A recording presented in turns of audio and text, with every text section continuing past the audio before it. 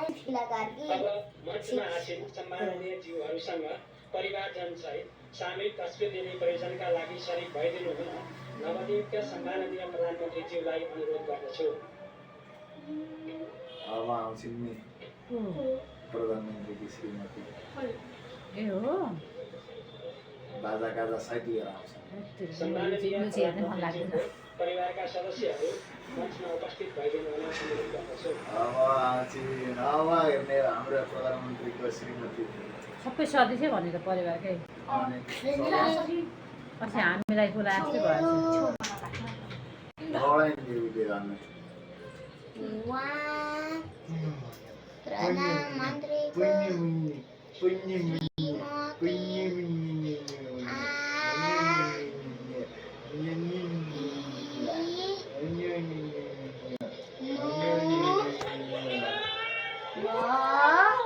कालो चस्मा कहिले छोड्यो आए राम राम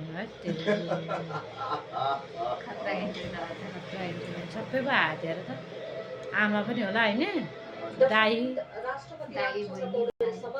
नवनियुक्त प्रधानमन्त्री बालेन्द्र शाहले पद तथा गोपनीयताको शपथ लिइसक्नु भएको छ र यति बेला नवनियुक्त प्रधानमन्त्री बालेन्द्र शाहका परिवार उहाँकी श्रीमती सबिना काफ्ले छोरी हामीले यति बेला देखिरहेका छौँ। यो दृश्यमा परिवार सहित फोटो सेसनको कार्यक्रम रहेको छ र भर्खरै मात्रै पद तथा गोपनीयताको शपथ सम्पन्न भएको छ।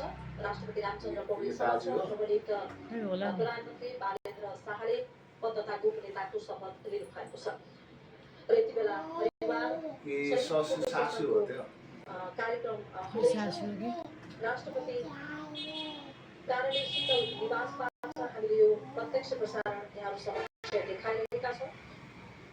राष्ट्रपति रामचन्द्र पौडेलले नेपालको संविधानको धारा 76 को बधाई